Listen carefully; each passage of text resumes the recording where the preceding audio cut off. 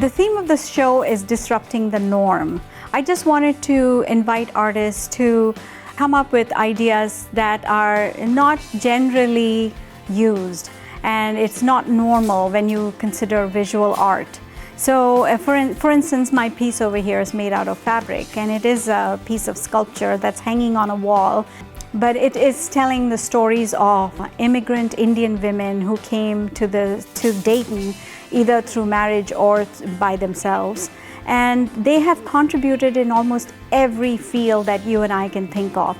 So I wanted to tell their stories, and it is a 3-year project. I've been thinking about it, and I came with the concept that, these women came from really different backgrounds, some humble, some not so humble, but then they took off and did exceedingly well. So I called this series of mine Flight, which is in Hindi, it's called Udaan.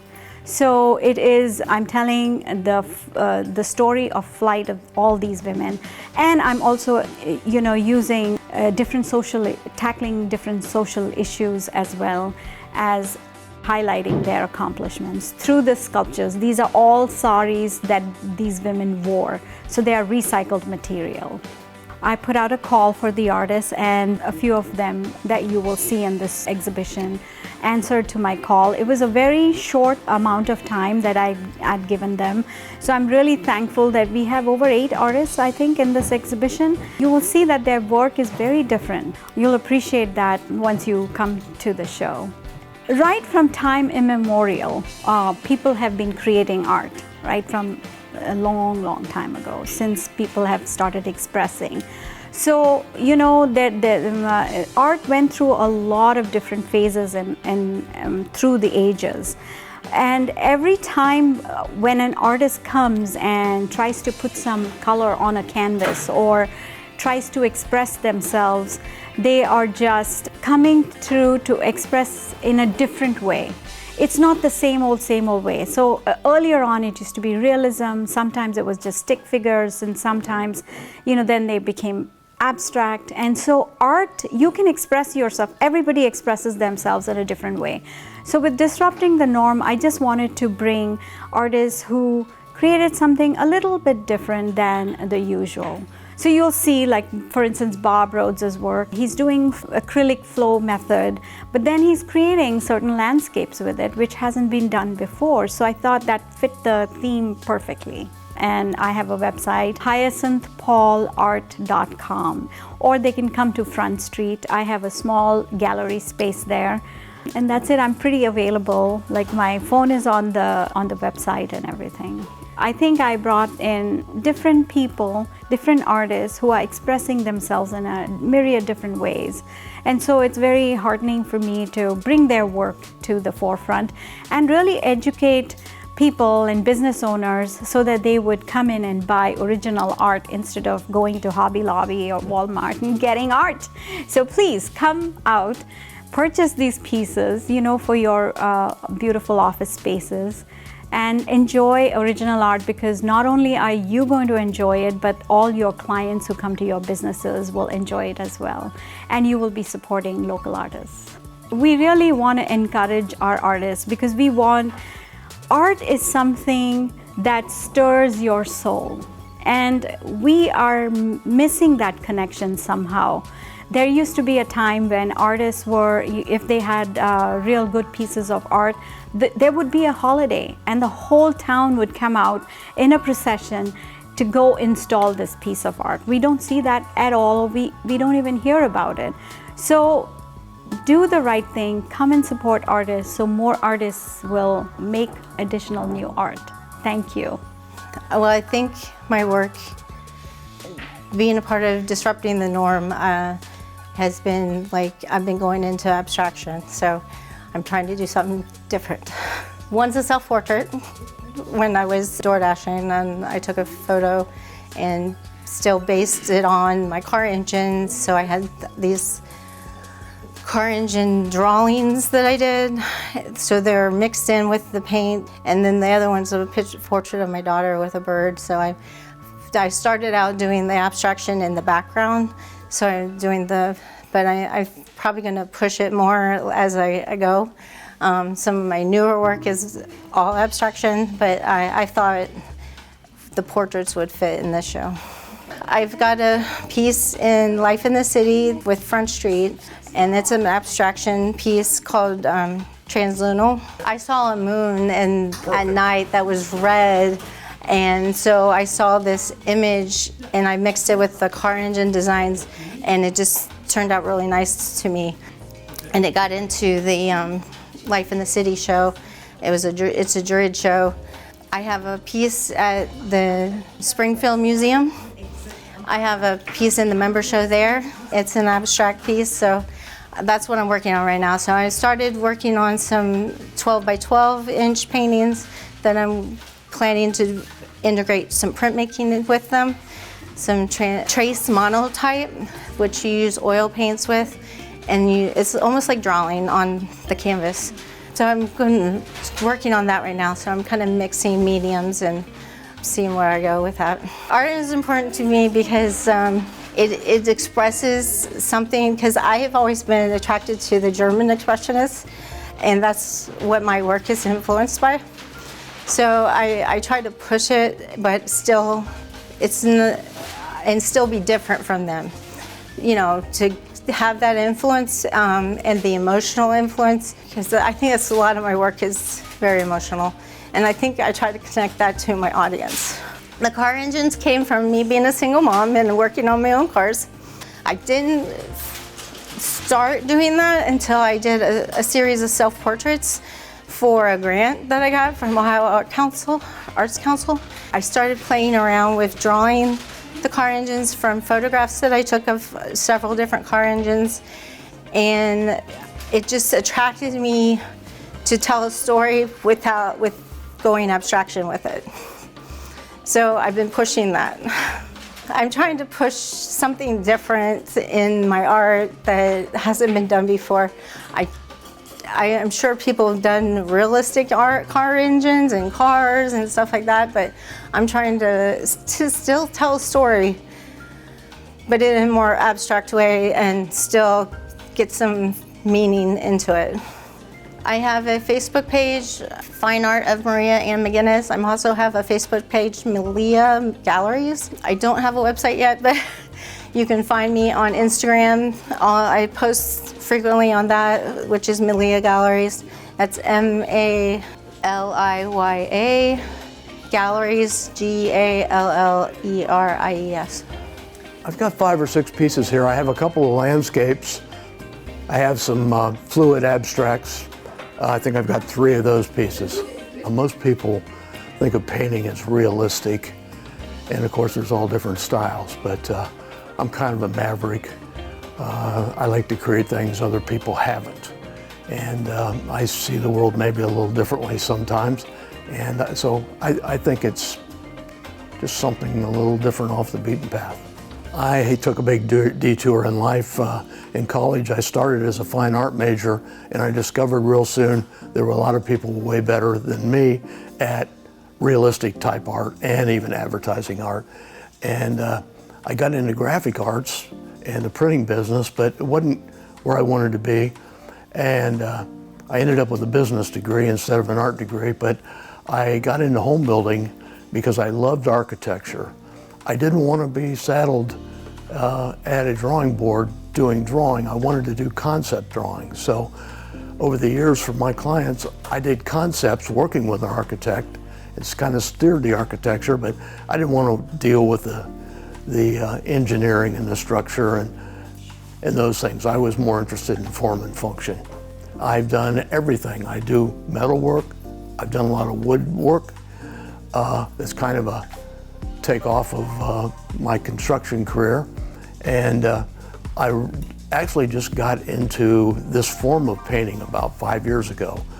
I saw something on the internet, I saw a demonstration, I got interested in it, and kind of took off from there. There's a lot of people doing fluid painting, but I didn't want to do what they were doing. I wanted to discover new ways. So I've actually developed a technique of painting landscapes using no brushes. I've spent a lot of time studying the movements of paint. liquid paint. And I've discovered that it has a lot to do with nature. The fluidity of liquid paint is like that of water in nature and the air in the sky. And so you can learn a lot about how paint will naturally move if you get it in the right consistency. The trick is the formulation of mixing the paint with the right materials so it will create what you want to do. It took me about 4 years to figure out the right mix and the right techniques.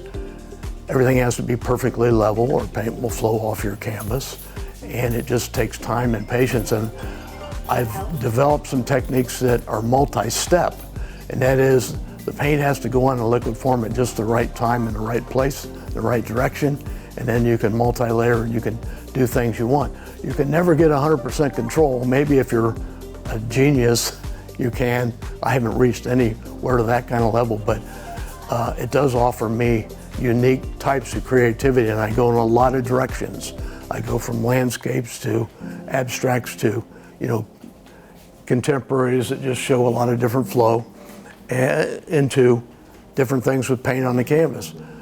So it just gives you a lot of flexibility and creativity. To me, it's very mentally rewarding because I get a lot of fulfillment out of that creativity. Whether someone else, is on the same track and appreciates it or not, I don't know, but some people do. But I'm basically painting for my own enjoyment. I've pretty much the last few years been developing the technique and building an inventory of work. I have displayed a few pieces.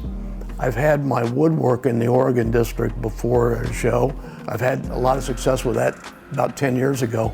But now with these pieces, I have some on display at the Old Masters Gallery, but I'm building my own personal gallery right now. I'll have it open in another month or two, and it's just more or less a place to show my own work, and I'll probably have some private shows there. I have a website too. I think it'll be open in October. We're going to have some private showings first, and then by appointment. But it's in the Rhodes Center, which is an office park that I have on South Main Street in Centerville. I'm also, my work can be seen at bobrhodesart.com. So I have recently gone back to painting, and with the theme of this show, I have long worked on Arabic calligraphy. I have a fascination and a passion for Islamic architecture and Arabic calligraphy, which go hand in hand.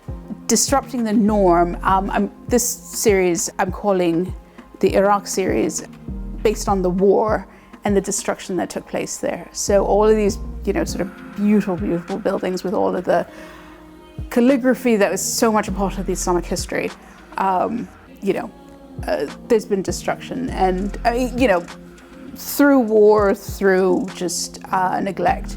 And so I've taken elements of the Arabic calligraphy, the Kufic script, the Toulouse script, and the geometric designs that come from that context. And it's been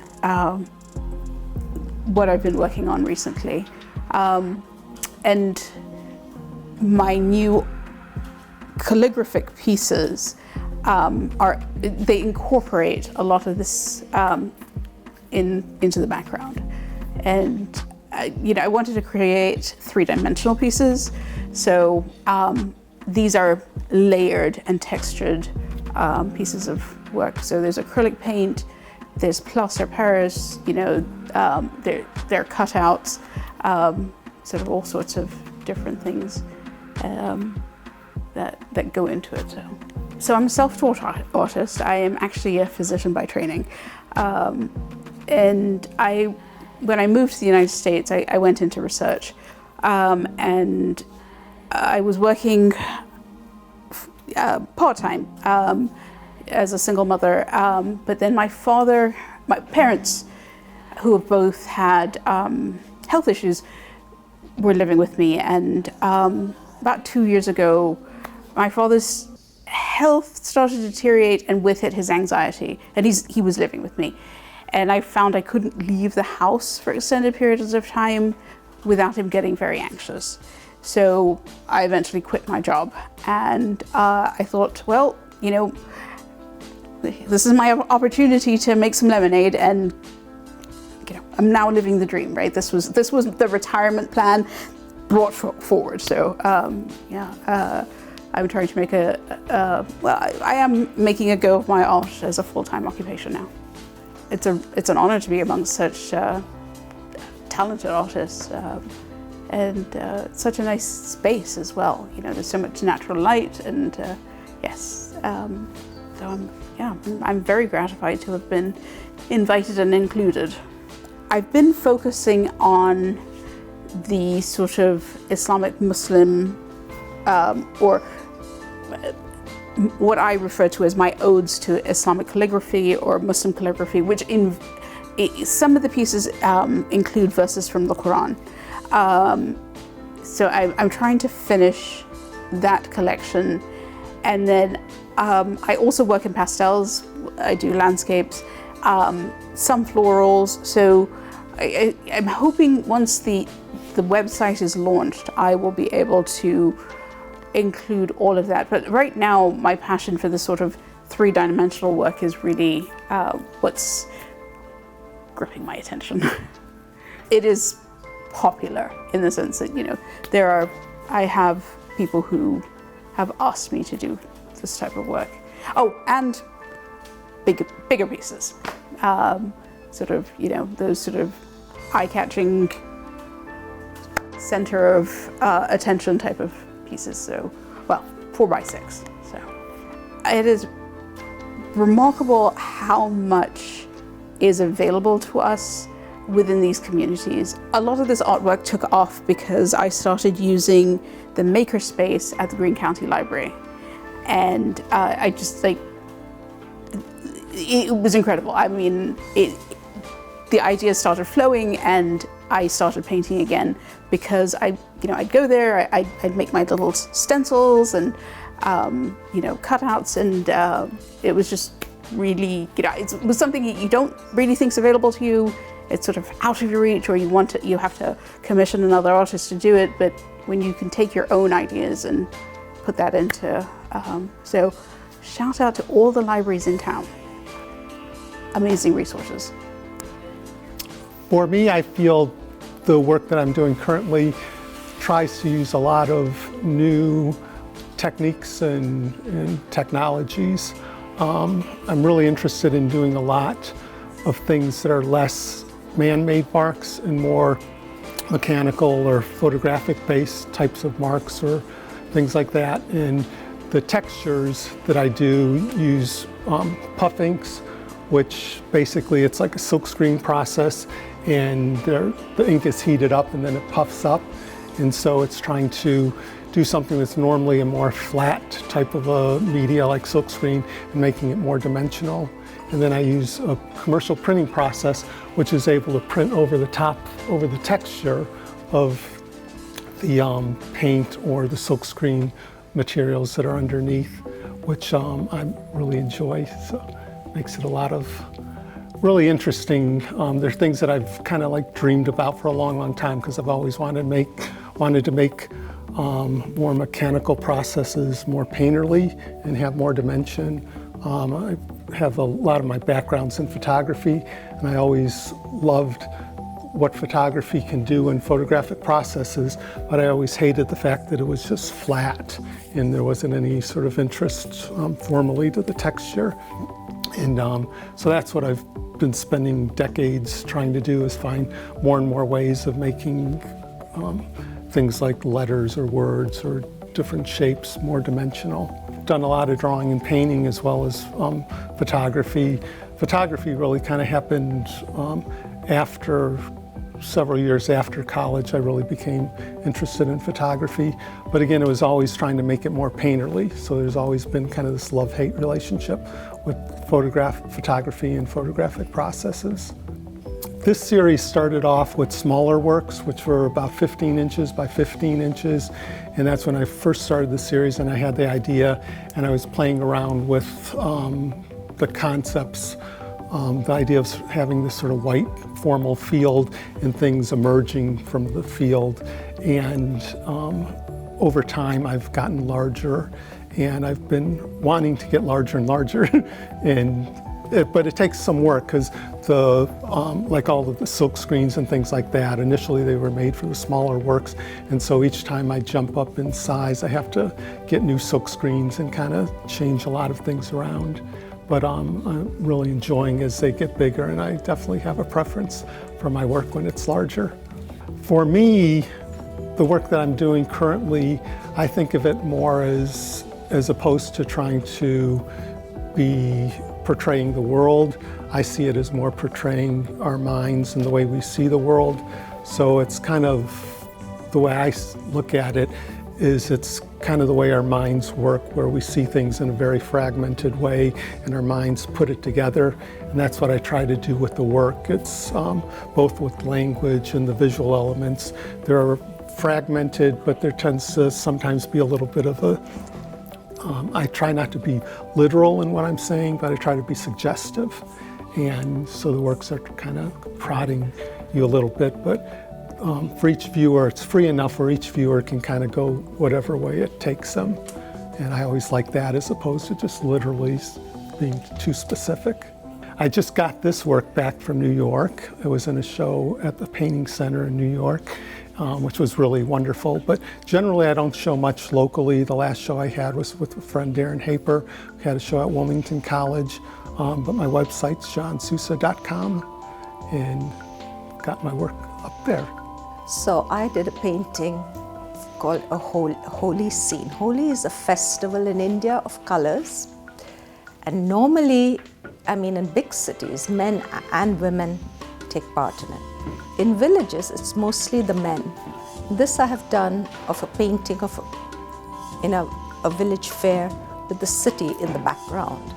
And to me, that's, I mean, since the theme of the show was disrupting the norm, I wanted to show the prominence that women play in all these festivals, because they actually provide the color and the festivity of the occasion. Cardboard, ribbon, tissue paper, cellophane paper, foil, satin, all those things. Wood too. And the reason I used all those, they were all scraps, and someone challenged me to create a painting using those materials. So the grant was for a workshop called Studio Italia in Florence. It was outside Florence in a rather beautiful old 18th century farmhouse.